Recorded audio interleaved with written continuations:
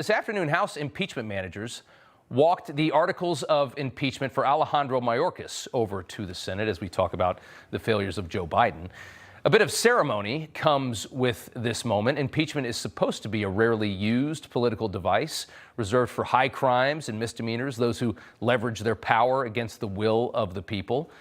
Under Trump, of course, impeachment was used as a panic diversion by Democrats after the Trump White House had uncovered the Biden family's corruption in Ukraine.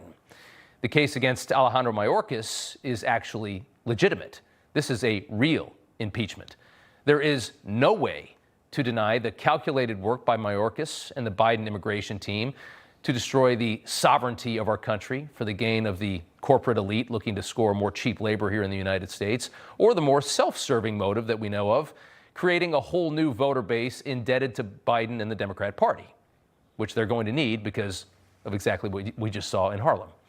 Today, impeachment manager Mark Green laid out Mayorkas' willful dereliction of duty. It took quite a long time for him to read all the articles. Here are just some of the highlights.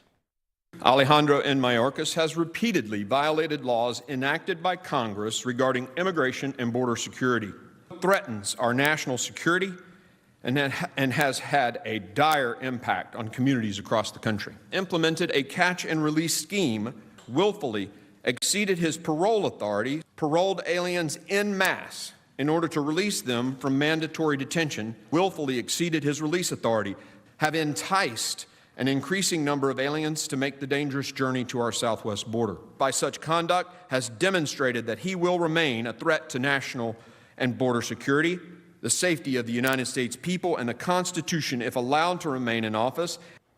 A threat to national security, a threat to border security, a threat to the United States people if allowed to remain in offices. That's not hyperbole.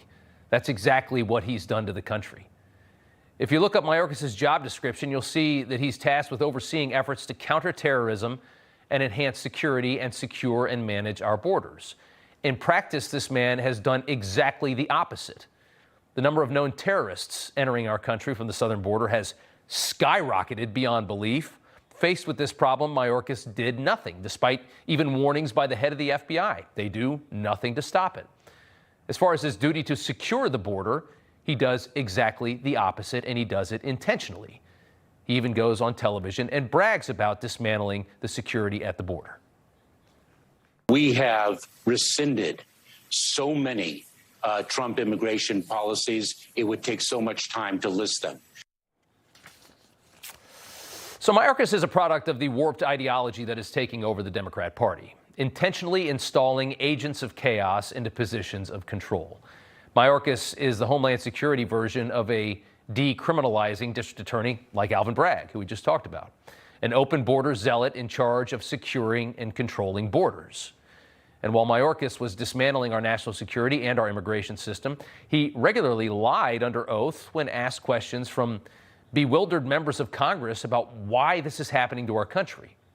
For 3 years, we've watched Mayorkas tell us the border is secure, tell us DHS is doing everything it can to stop the flow of migrants, telling us our immigration system is broken.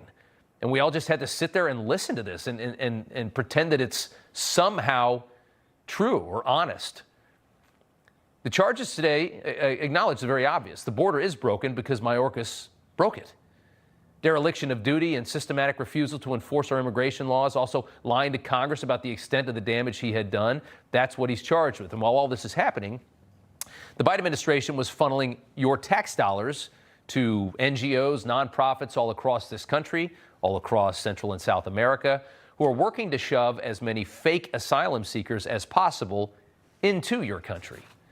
Recently, a Queens nonprofit called La Jornada, which has taken in loads of cash from the Biden government, was caught illegally creating fake residency paperwork for illegals in New York City, allowing them to get fake IDs. What do you think comes after they get fake IDs? The Heritage Foundation releasing this video we showed you just a couple weeks ago. We discovered that this organization is openly distributing fraudulent residency and ID NYC paperwork, allowing anyone to obtain a government-issued New York City ID. Es mi sobrino, pide la carta de residencia, lo mismo. Ok, si el señor tampoco no tiene ninguna ID, ninguna clase ni nada. No. ¿Me puede escribir, por favor, acá el nombre completo? Solo paso. completo. Solo tiene ese nombre de apellido. Mira, no más. Solo tiene José Rubiano. Sí. Voy a que me firmen esto y ya voy. Gracias. Esto es tuyo, por favor. Sí. Son 10 pies. ¿Y tú? Well, so tonight, Heritage releasing video of a new video, this one from a nonprofit that works out of Mexico, which has been handing out flyers that read, "Reminder to vote for President Biden when you are in the United States. We need another 4 years of his term to stay open." Does it make sense now? The Heritage Foundation putting a call to the NGOs director. Here's how that phone call sounded. In all honesty, we're just trying to help as many people as possible before Trump gets reelected. So,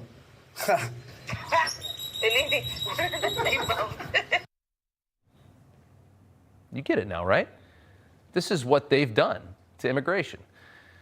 The state of immigration under Joe Biden, a full-on globalist assault on the wealthiest country in the world. Their agenda is to spread this country's wealth as much and as far as possible. Our government is in on the plan, and they have their own very insidious agenda, and it all revolves around keeping Joe Biden or whoever else they throw up in power for as long as they can. And that's why you have 17, 20 million new neighbors in this country that are all sitting in hotels and shelters and tents, waiting for more of your money, waiting to be made into citizens in this country.